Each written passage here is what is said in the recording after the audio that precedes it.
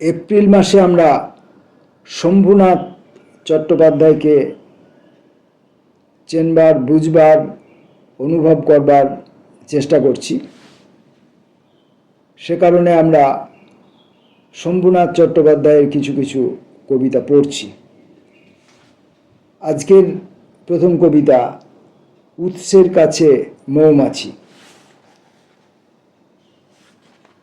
সারাক্ষণ অন্বেষণ, লতায় পাতায়, গূঢ় বনে বনান্তরে, অস্ফুট বাতাসে কোনো গন্ধ, কিছু সৌন্দর্য, কোথায় সুগোপন, দুর্নিরীক্ষ সেই দিকে অস্থির ভ্রমণ, দূর সুদূর প্রান্তরে।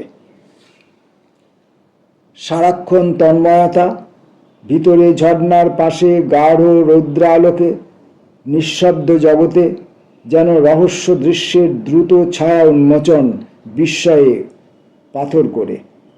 চেতনে বা নিশ্চেতনে দেখি স্তব্ধ চোখে, কিছু শব্দ মধু তবু স্পর্শ করি, দৈবাত কখনো পুষ্প জালে। উৎস কি হৃদয়ে, নাকি বহির্দৃশ্য প্রকৃতির চির অন্তরালে।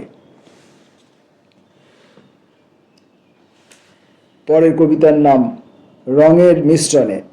আমি অনেকবার আমার কবিতা পাঠের সময় বলেছি, যারা আমার কবিতা পড়া শোনেন, এই অদক্ষের কবিতা পড়া যারা শোনেন তারা নিশ্চয়ই জানেন যে আমি কবিতা পড়ার সময় অন্তমিল, ছন্দ, আপনার পর্ব, এই সমস্ত মাত্রা, এই সমস্ত মেনটেন করে কবিতা পড়তে ভালোবাসি না। কারণ তাতে কবিতার বক্তব্যের ভেতরে, কবিতার হৃদয়ের ভেতরে, কবিতার বস্তু বা অবস্তু, কল্পনা বা অকল্পনা, হ্যাঁ বা না, জগৎ কিংবা বহির্জগৎ, যাই বলুন না কেন, বাস্তব কিংবা স্বপ্ন, সত্য কিংবা মিথ্যা, এরকম এরকম এরকম তার ভেতরে ঢুকতে পারি না।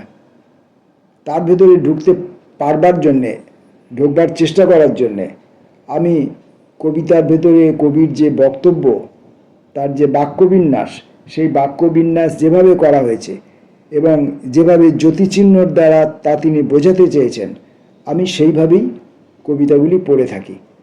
তাল, ছন্দ, মাত্রা, পর্ব, অন্তমিল, এই সমস্ত মেনটেন করে পদ্য পড়ার মতো করে কবিতা পড়তে আমি বিশ্বাসী নই। রঙের মিশ্রণে।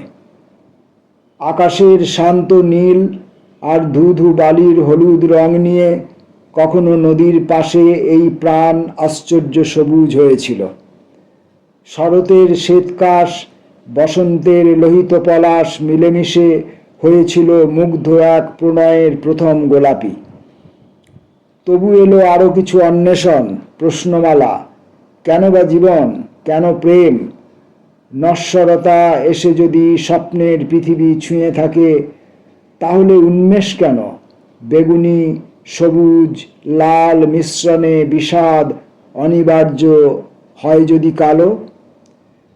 নিসর্গের দিকে ফিরে উত্তর চেয়েছি, তবু সেখানেও দেখি কালো মেঘে সাদা আলো এনেছে কি বর্ণ ধূসরতা। মহিষপান। মহিষপানের বুকে প্রবালের শ্বেত শয্যা আছে, অতর্কিত টানে জলের চুম্বক নিচে নিয়ে গেলে চোখের নক্ষত্রে গাঢ় ঘুম নীলাভ স্বপ্নের মতো ক্রমশ জড়াবে। দূর শ্রবণের প্রান্ত থেকে, স্মৃতিচ্ছায়া থেকে সব ধ্বনি, দৃশ্য, আলো মৃদু সঙ্গীতের মতো বেজে থেমে যাবে। নিজেকে সমুদ্রজাত মনে হবে, তরঙ্গের গোপন গভীরে যেন এক জলজ কুসুম। নিঃশ্বাসের শেষ হাওয়া বুদবুদের মতো ভেঙে অনন্তে হারাবে। হাওয়া নয়, ঊর্ধ্বে উঠে যাবে কিছু শিহরণ, ভাসমান হিরে। যদি ছায়াস্রোতে আজ নেমে যায় চোরা টানে, আকাশের দৃশ্য থেকে, দিগ্বলয় থেকে, বিষণ্ণ হবে না তবু চরাচর সূর্যাস্তের রাঙা কুমকুম। সন্ধ্যার গহনে অভ্রচাঁদ যথারীতি দেখা দেবে পৃথিবীর শান্ত ঝাউবনে। মুখোশ। তোমার মুখোশে জলজ্যোৎস্নার ঝিকিমিকি রেখা আর ভাঙা নৌকার ছায়া অঙ্কিত আমার উদাসীন মুখোশ। পৃথিবীর এই সাগর সৈকতে দৈববশে হলো দেখা মানব মানবীর চির অপরিচয়ের রহস্য লোকে। বুকে তাই এত দহন জ্বালা, এত মাথাকোটা আড়ালে কে চেনে কাকে? প্রশ্ন করে রাতের জল, বালি, ঝাউগাছ। নিরুত্তর তুমি এবং আমি বসে থাকি ম্লান নত মুখে। হায় চেনা, সহসা বদল হয় যার রূপ, সেই চেনা। তবু ঘর, তবু সংসার, যার ভিতরে বয়ে চলে নীল ধুধু দিগন্তের শূন্য হাওয়া, শূন্য চিরদিন। আরেকটি কবিতা পড়ব শম্ভুনাথ চট্টোপাধ্যায়ের কবিতা পাঠক্রমের আজকের এই পর্বে। স্বর্ণ চাঁপাকে প্রশ্ন। স্বর্ণ চাঁপাকে প্রশ্ন। বলো স্বর্ণ চাঁপা, তুমি কার খোঁপা আলো করেছিলে? বাতাসে সুগন্ধ ঢেলে অস্থির করেছ সারা ঘর।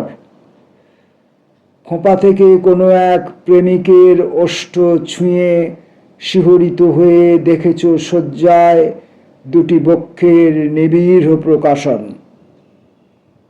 রতি রহস্যের কথা না জেনেও ঈর্ষা কিছু জেগেছিল মনে?